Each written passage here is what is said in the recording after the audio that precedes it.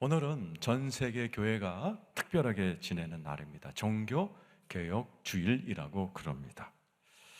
예수님이 돌아가시고 교회는 쭉 하나였습니다. 근데 중세 카톨릭 교회에 이르면서 교회가 많이 변질되기 시작해서 특별히 강단에서의 설교가 변질이 됐습니다. 특별히 죄에 대한 것, 이 죄책감, 이걸 가지고 교회가 성도들을 그렇게 불행하게 만드는 그런 와중에 마틴 루터라는 신학교 교수가 본인도 막 죄책감에 시달리는 겁니다. 늘 고해성사하고 그러다가 선배의 권유로 로마서를 연구하면서 신학교에서 강의를 하게 됩니다. 그러다가 눈이 번쩍 뜨이는 전 세계 교회의 흐름을 바꿔놓은 발견을 하게 되죠. 로마서 1장 17절 말씀이죠. 우리가 한번 나눴던 말씀인데 이게 종교개혁을 일으킨 귀한 말씀입니다. 여러분 읽겠습니다. 시작. 복음에는 하나님의 의가 나타나서 믿음으로 믿음에 이르게 하나니 기록된 바 오직 의인은 믿음으로 말미암아 살리라 함과 같으니라. 이거를 깨닫습니다. 마틴 루터는 신학교 교수였지만 자기가 이거를 잘못 해석했다는 것을 깨달았어요.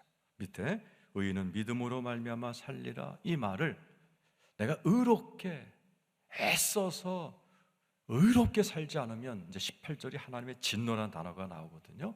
나는 하나님의 진노에 빠진다, 이렇게 믿고 가르쳤었는데 작정하고 로마서를 다시 한번 읽다 보니까 이게 아니라는 거죠. 하나님의 의가 나타나서, 순전히 하나님의 의가, 예수 그리스도가 나타나서 예수를 믿으면 나를 은혜로 의인으로 만들어 주시고 죄가 사함받고 나는 의인이 되어 하나님의 의의 축복, 벌써 4가지 배웠죠. 더 배우겠지만 뭐예요?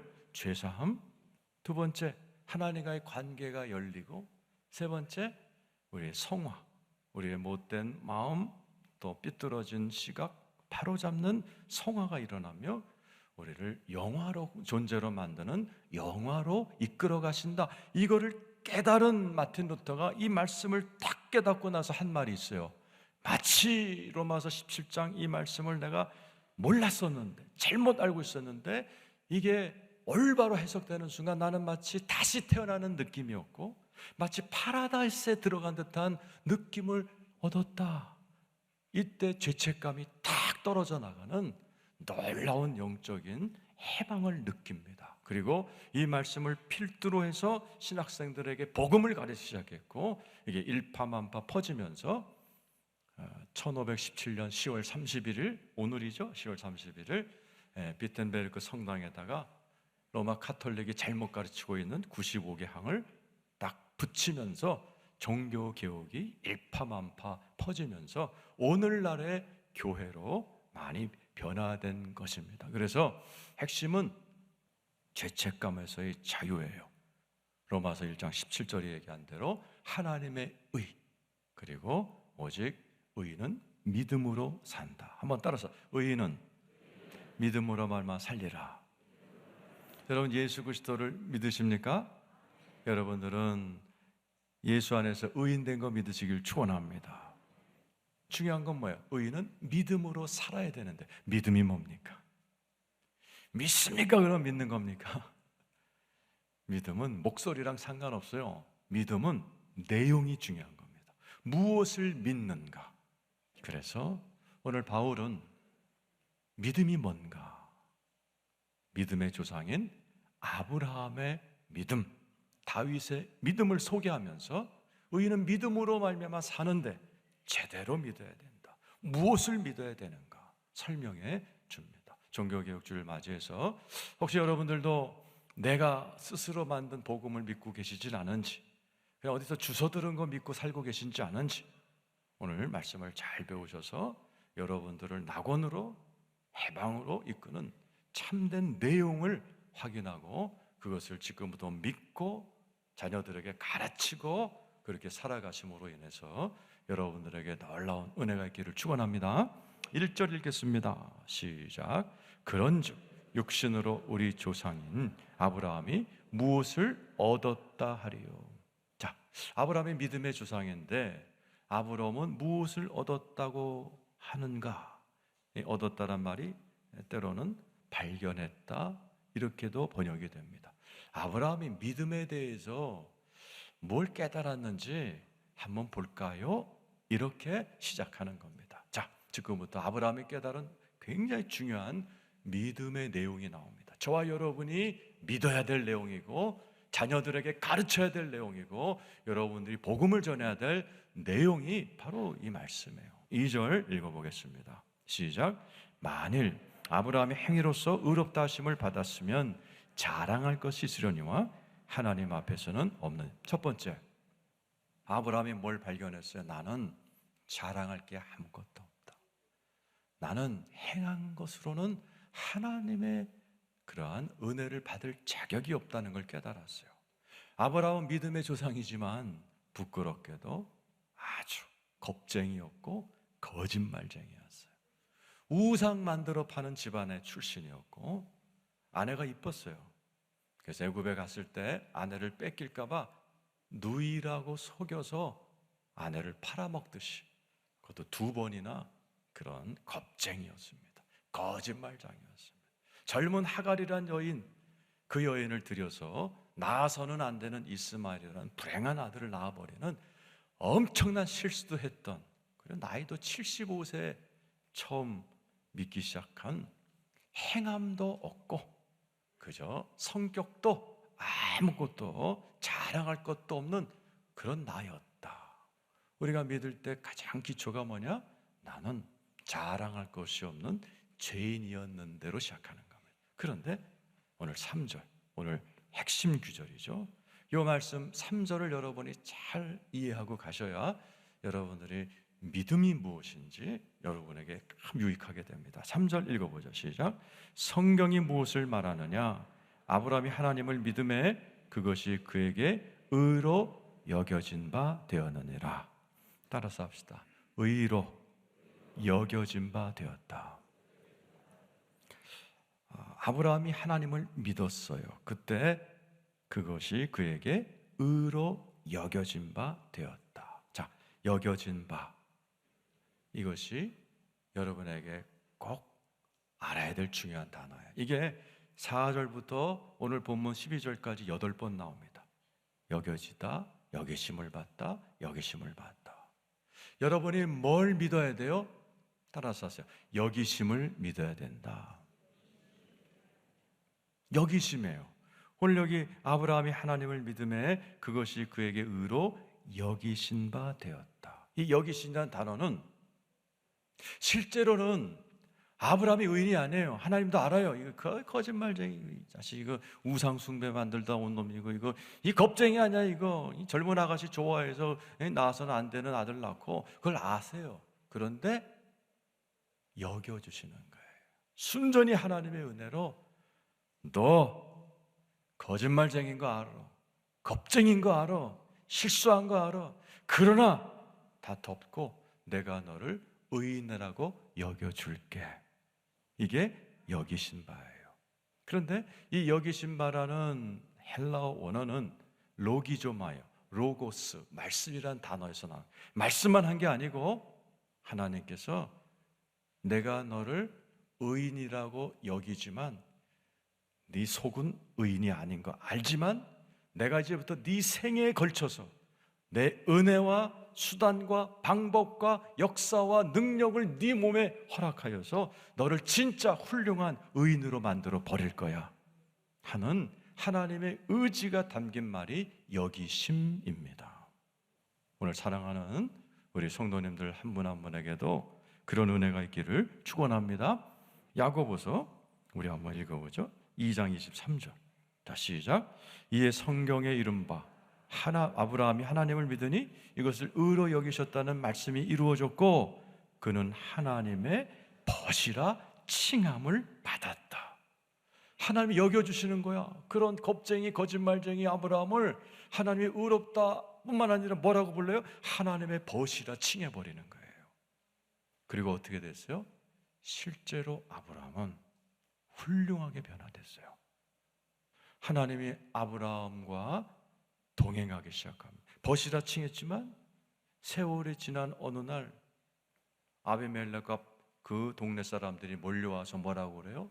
아브라함 씨, 우리가 당신을 보니까 하나님과 되게 친한 것 같아요. 당신이 무슨 일을 하든지 하나님이 함께 계심이 우리 눈에 분명히 보이는군요. 아브라함이 진짜 하나님과 친한 사람으로 변했어요. 아브라함이 원래 이름이 아브라함이죠. 원래 아브라함은요, 이스라엘 사람들의 전승에 하면 성격이 못돼 처먹었다는 겁니다. 어느 정도로 아버지가 두 손 들었어요. 아브라함한테. 이 자식은 나도 못하겠다 그래갖고 동네에서 제일 호랑이 선생한테 맡겼는데 호랑이 선생도 두 손 들었어. 그 정도로 성격이 못된 사람을 부른 거예요, 하나님이. 그런데 이 아브라함이 어떻게 돼요? 아브라함이 됩니다. 그 안에 해라는 알파벳 하나만 들어가요. 이거를 프랑스 신학자가 해, 이름 속에 알파벳 해, 이것은 24시며 가라되 성령을 받으라. 그 강팍하고 못돼 처먹은 아브라함의 인격 속에 성령이 들어갔더니 이 해라는 단어도 여성형 단어예요. 그 강박한 아브라함이 부드러운 믿음의 조상으로 성화되었다. 그리고 하나님의 의인이 되면 뭐라고 해서 영화로워지죠. 75세 때까지 아들 하나 얻지 못했던 다 늙어 빠진 75세 노인이 하나님의 은혜로 아들을 낳고, 지금 보세요. 대한민국 땅에서 아브라함 설교하잖아요. 모든 민족이 아브라함 그럼 모르는 사람이 없는 영광스러운 존재로 하나님이 만들어 버리셨어요. 이게 여기심의 믿음입니다. 오늘 이 자리에 계신 여러분들이 여기심의 은혜를 깨닫고 가시기를 축원합니다. 여러분 스스로를 여기심의 눈으로 바라봐요. 난 아브라함만큼 비겁하고 거짓말쟁이고 겁쟁이지만 예수 그리스도를 믿는 믿음으로 나를 의롭다 행해 주시니 여러분 감사하시길 축원합니다. 근데 내가 알아요. 내가 뭐 하나님의 자녀라고 그러지만은 이게 내 속은 내가 알아요. 내가 얼마나 못난 놈이고 죄인이고 악한 거 여러분 스스로 집에 혼자 앉아서 다 깨달아요. 그러나 여기심은 뭐예요? 말로만 의롭다 하신 게 아니라 하나님은 우리를 그에 걸맞는 존재로 영광스럽게 훌륭하게 하나님의 형상을 닮은 존재로 반드시 결코 저와 여러분을 변하실 거 믿으시기를 축원합니다. 그게 여기심의 믿음이에요. 그 여기심을 믿으시는 여러분 되기를 축원합니다. 하나님은 이제 여기심의 은혜로 또 복받은 사람, 변화된 사람 이야기를 또 하나, 그게 다윗입니다. 자, 6절 읽어보죠. 시작.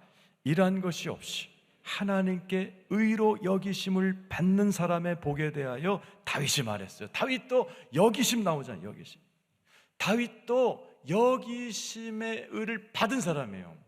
그러니까 오늘 설교 주제는 여기심이에요. 아브라함도 여기심을 믿었고 다윗도 여기심을 믿어서 복을 받은 거예요. 원어에는 복이 아니고 행복이라고 되어 있어요. 행복한 사람이 된 거예요. 나는 행복해 라고 쓴 시편이 7절 8절에 읽어보세요.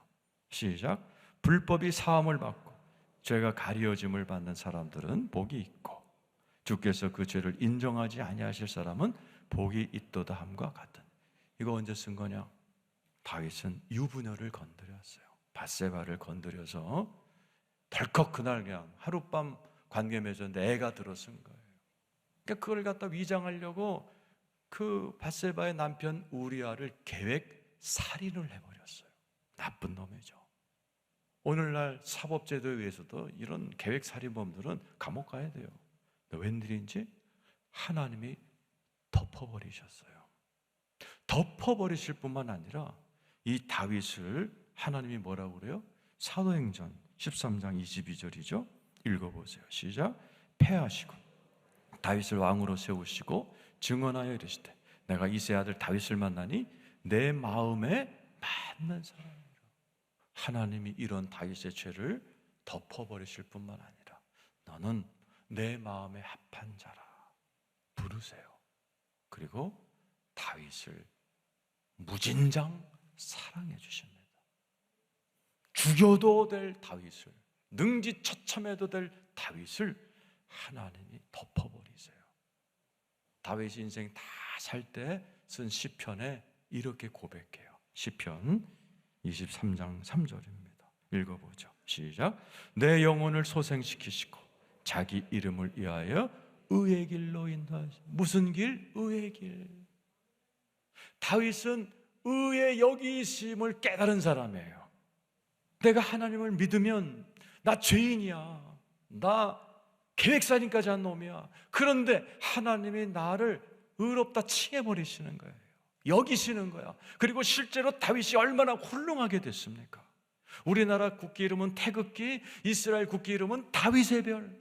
지금까지도 하나님의 사랑을 받아서 제 영어 이름이 데이빗 다윗이에요. 미국에서 아들 낳으면 제일 많이 짓는 이름이 데이빗이에요. 지금까지도 하나님 사랑, 인간들의 사랑과 존경을 받는 대명사가 다윗이 되어버렸어요. 그 이유가 뭐예요? 하나님의 여기심을 믿은 거예요.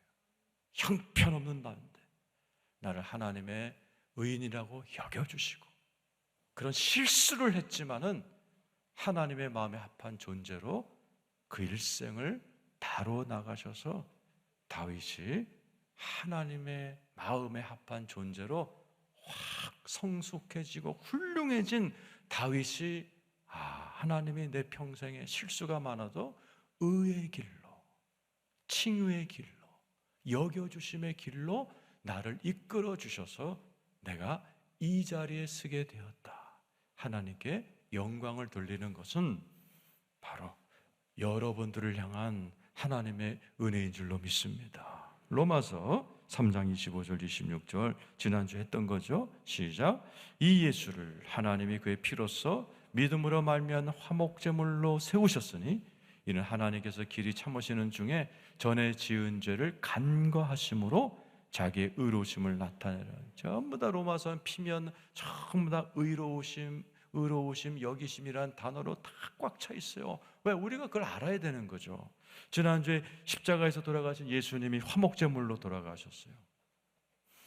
예수님이 그냥 뭐 죄질 수도 있지 그러면서 우습게 죄를 가볍게 다루신 게 아니에요. 예수 그리스도를 피를 흘리게 하셔서 화목제물로 만들어 버리셨어요. 십자가에서 예수 그리스도가 능지처참하게 돌아가셨어요.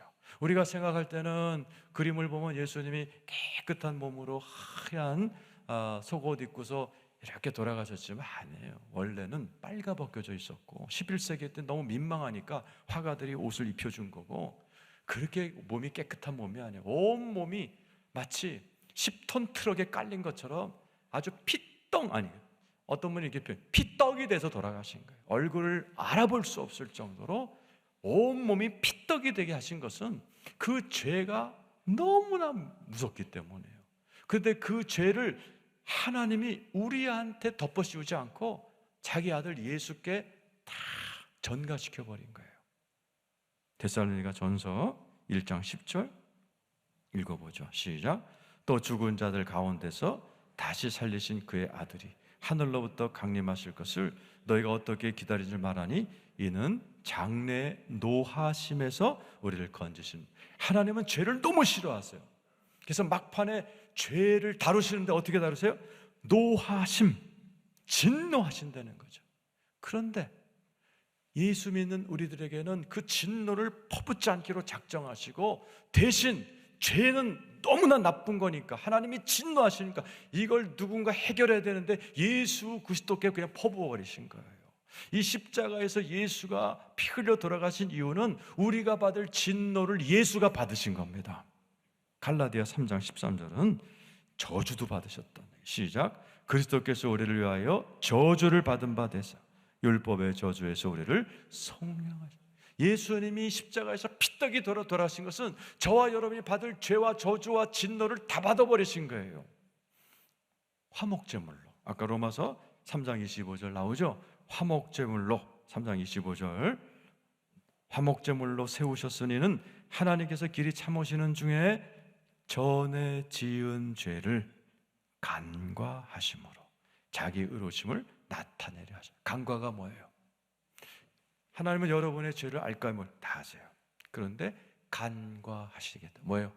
얼굴 돌리시겠다는, 나 안 봤다 이러신다는 거예요. 왜? 하나님의 아들 예수 그리스도가 저와 여러분이 지은 죄값을 십자가에서 다 받아버리신 거예요. 그래서 하나님은 우리를 볼 때 우리의 죄를 안 보기로 작정하셨어요. 그리고 저와 여러분을 대하실 때 어떻게 대하신다고 그래서 지난주에 한 번도 죄를 진 적이 없는 사람처럼 하나님이 오늘 이 자리에서 여러분의 예배를 받으신다는 사실을 믿으시길 축원합니다.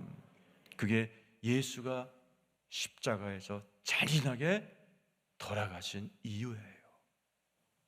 예수 그리스도 때문에 저와 여러분을 하나님은 의롭다고 여겨주십니다. 말로만 하는 게 아니라 실제로 여러분의 일생을 통해서 속 알맹이까지 의롭고 거룩하고 훌륭하게 반드시 우리를 변화시킬 거 믿으시는 분만 아멘 해보시기 바랍니다. 자, 그러면 이 다윗의 여기심, 아브라함의 여기심의 믿음, 자, 우리는 어떻게 해야 되는가? 11절 읽고 마치죠. 자, 1절 시작. 그가 할례의 표를 받은 것은 무할례시의 믿음으로 된 의를 인친 것이니 이는 무할례자로서 믿는 모든 자의 조상이 되어 그들도 의로 여기심을 얻게 하라. 따라서 의로 여기심을 얻게 하려 하심이라. 오늘 말씀을 정리합니다. 여러분, 믿음으로 사시길 축원합니다. 믿음이 뭐라고요? 믿습니다가 아니라니까요. 내용이 뭐예요? 여기심을 믿어야 돼요. 나는 아브라함처럼 다윗처럼 비까비까예요. 죄진 걸로 비면. 그럼에도 불구하고 나 같은 죄인을 주님이 의인이라고 하나님의 자녀라고 여겨주시는 은혜를 믿으시기를 축원합니다.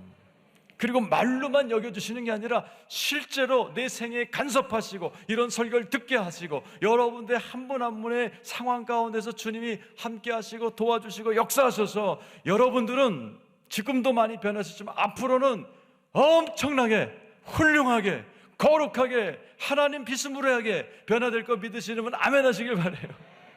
그래서 믿음에는 과거, 현재, 미래가 있는 거예요. 그래서 저와 여러분들은 여기심을 훈련하면서 살아야 돼요. 여러분 스스로도 믿음으로 여기셔야 돼요. 그래, 나 죄 많어. 나 경건하지 않어. 나 부족해. 그러나 나 같은 죄인도 하나님 자녀로 여겨주시니 감사합니다. 그러나 내 실상을 아시니 하나님이 나를 지금도 부지런히 오늘도 이런 설교를 듣게 하시면서 나를 포기하지 않고 훌륭하게 만드실 것을 여러분 믿으시기를 축원합니다. 여러분뿐만 아니라 여러분의 배우자들 마찬가지죠. 배우자를 바라볼 때 믿음으로 바라봐야 돼요. 남편을 볼 때 내가 그 선 볼 때 미스터 킴이랑 했었어야 되는데 이 미스터 P를 만나서 내가 P를 보고 있다. 뭐 이런 그건 믿음도 아니야. 그런데 여겨야 돼. 하나님이 알아서 내 옆에 갖다 놨으니 하나님이 우리 남편을 내 남편으로 주셨으니 이 남편을 주님이 주신 남자로 여기자. 그리고 이 남자도 하나님이 훌륭하게 변하실 것을 믿자. 여러분의 자녀들도 마찬가지죠. 여러분의 자녀가 조금 부족할 수 있어요. 여기심의 믿음의 눈길로 바라봐야 돼요. 그리고 그 아이들에게 복음을 전해야 돼요. 아들아, 딸아, 너 좀 알지? 너 아빠 닮아서 부족한 거. 응? 그런데 하나님은 너를 하나님의 아들이라고 딸이라고 여겨셔. 그리고 말만 하신 하나님이 아니야. 너 훌륭하게 될 거야. 거룩하게 될 거야. 멋지게 될 거야. 하나님의 은혜로 활짝 꽃이 필 날이 올 거야. 여기심의 믿음을 가르쳐주고 전해줘야 돼요. 그럴 때 실제로 저와 여러분은 놀라우게 변화될 줄로 믿습니다. 이 우리 순복음대우교회 몇천 명만 변화돼도요 이 세상 아름답게 변화되고 개혁될 줄로 믿습니다.